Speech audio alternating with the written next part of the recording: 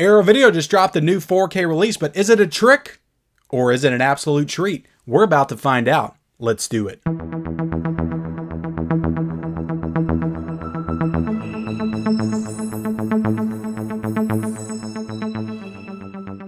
All right, everybody, welcome back to the Mid-Level Media channel, your hub for everything physical media and entertainment. And we are here today, guys, to review, I'm looking for it, guys, Trick or Treat on 4K from Arrow Video. That is right, guys. This is actually coming out at the end of the month, I think, on October the 29th. So I've got an exclusive early review copy to showcase for you guys and review for you guys because I just got done watching this on 4K and watched quite a bit of the special features as well. So we're going to dig straight into this limited edition 4K set of Trick or Treat. Michael Dougherty's, I think that's how you pronounce his name, horror anthology from 2007. It is really hard to believe that this movie is 17 years old. And I think the main reason for that being, and we'll get into it a little bit more when we actually talk about the movie and just my history with the movie, this movie didn't really like gain traction or like really increase in popularity like it is now until maybe like 5 or 6 years ago. Like this movie came and it went and nobody talked about it. Like this movie came out like in the height of the Saw era and the Paranormal Activity era, and like nobody was talking about Trick or Treat when this movie came out. This movie like gained traction over time. I'd say it was out for 10 years before people like really gave it the time of day. And now it's like, I think one of the most popular horror movies there is. You go into a Spirit Halloween, they've got sections dedicated to it. Like you see people cosplaying as Sam like all the time.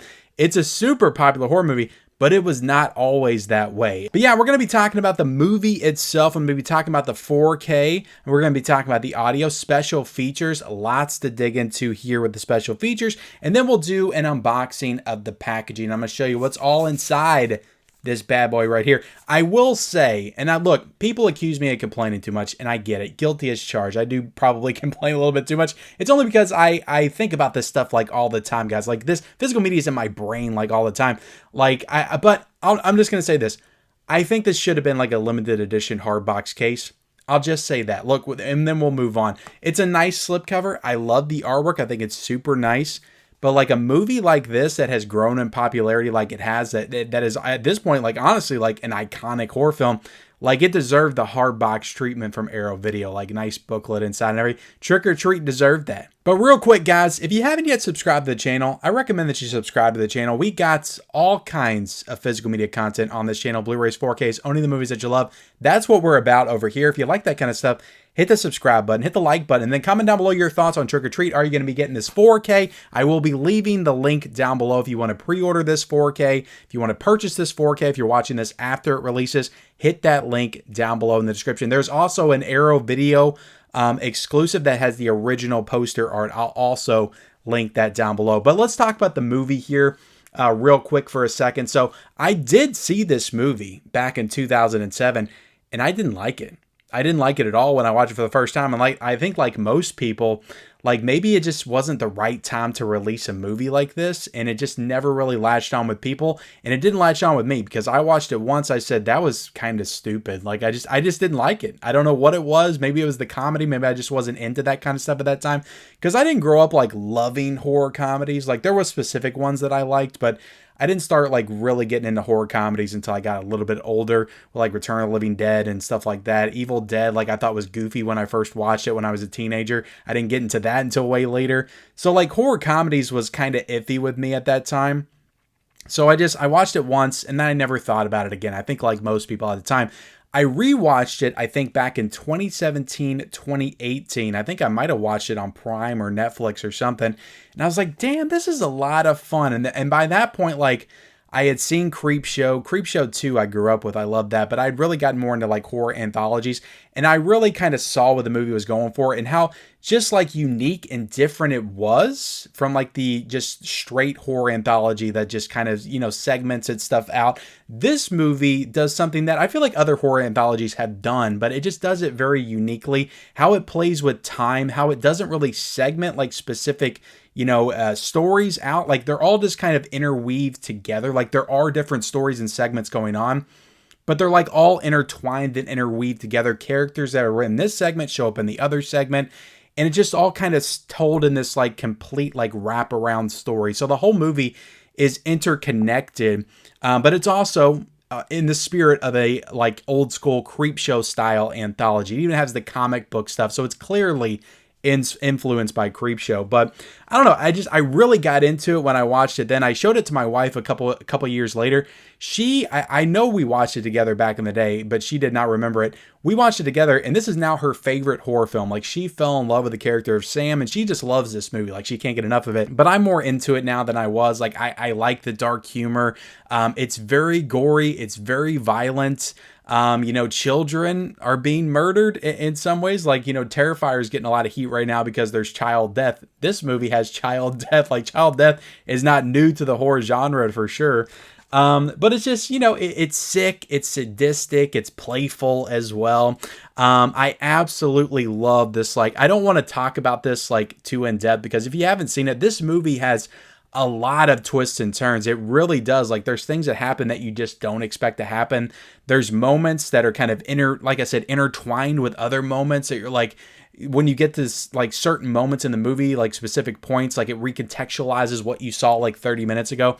There's all kinds of that cool stuff going on. It's a very like intricately laid out, horror anthology movie. So I don't want to spoil anything, but there's a certain like sequence involving Little Red Riding Hood and a party in the woods. And that's probably my favorite moment in the entire film. The first time I saw it, I remember, even though I didn't like the movie, like that was the moment that really stood out to me. So I enjoy Trick or Treat. Great like visual aesthetic. We'll get into that more when we talk about the 4K, the costume design, the set design. Like, this movie just feels Halloween when you watch it. Like, this is a movie that you have got to watch, like either on Halloween or during the month of October, because it will give you those Halloween feels. Now let's get into the 4K transfer, guys. Is it any good? I'm sure a lot of people are wondering, did Arrow Video do this film justice on 4K? Look, this is a movie that when it was announced to come to 4K and you knew it was going to have Dolby Vision and HDR, it's a native 4K restoration as well. Like, we all knew that it was probably going to look incredible, right? Because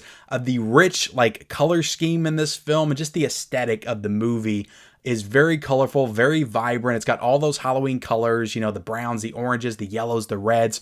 Like, all that stuff is just all throughout the movie. Like, aesthetically, like the movie just bathed in all of these like rich, warm colors. So you knew that stuff was going to look fantastic in HDR, and it absolutely does. Like, Arrow Video, guys, at this point, they don't disappoint. And this was a fantastic 4K. Now, I will say there are some like really like dark, like almost gloomy sequences in the film, in particular, like the whole like school bus, sequence segment.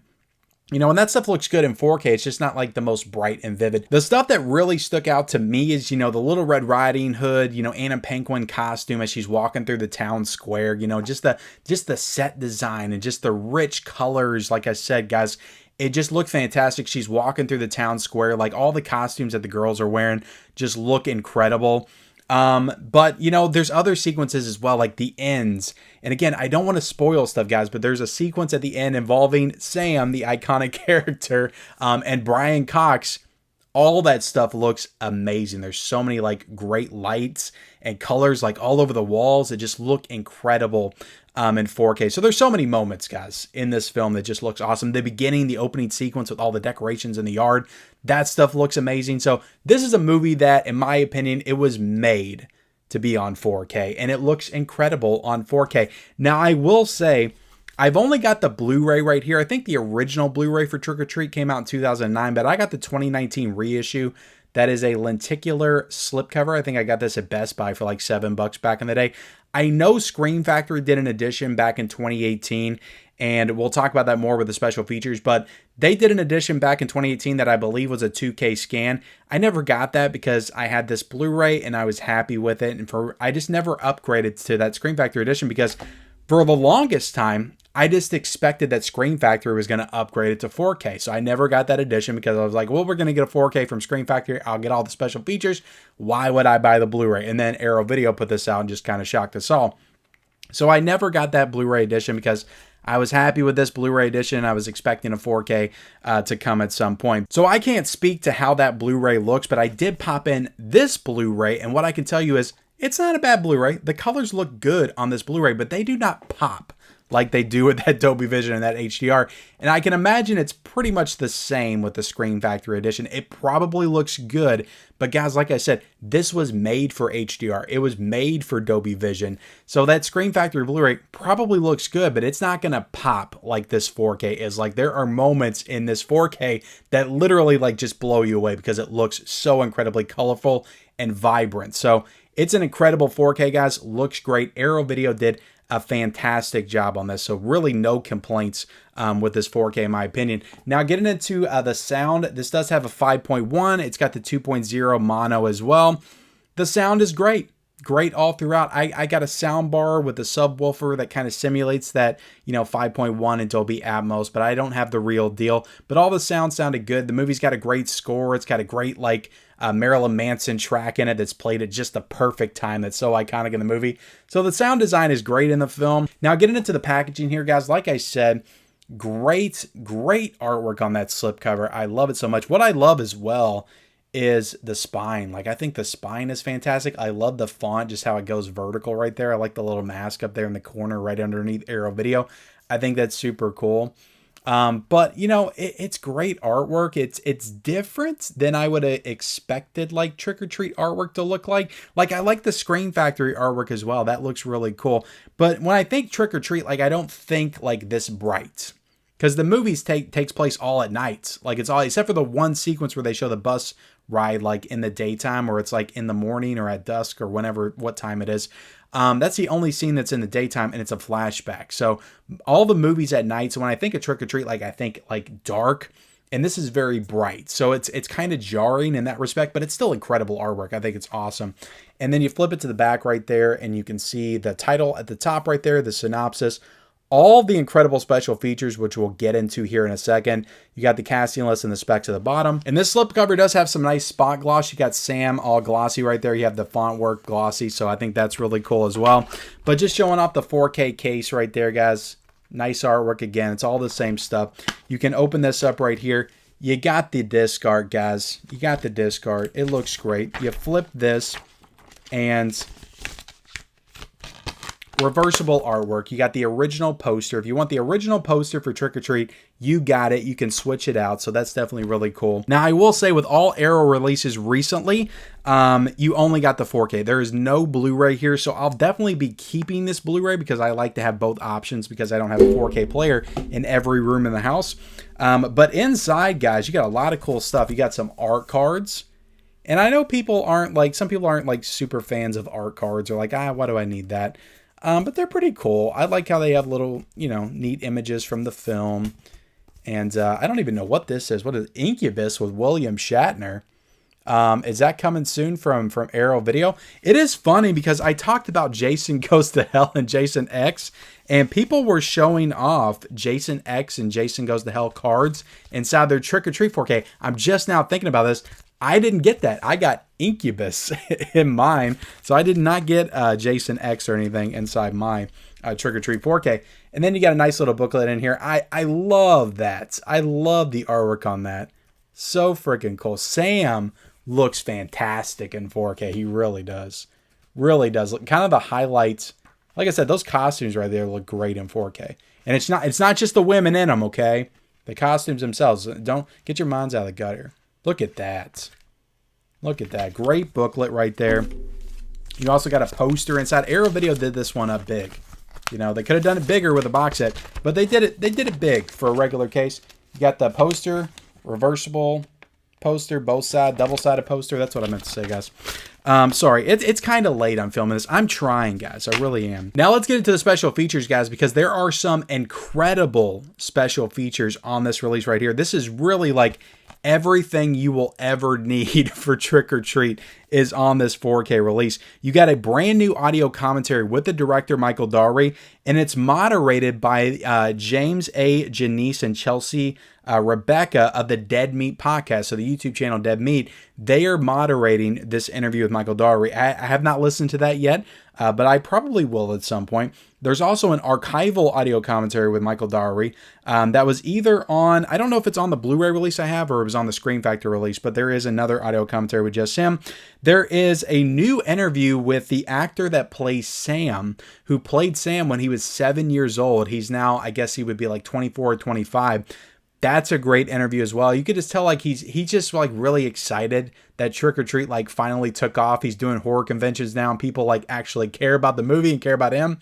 So it's a really like cool interview. None of these interviews are like super long. Like I think the longest one is like 15 minutes, maybe 17 minutes, but it's all with the technical people involved in the making of the film. You got a brand new interview with production designer Mark Freebird.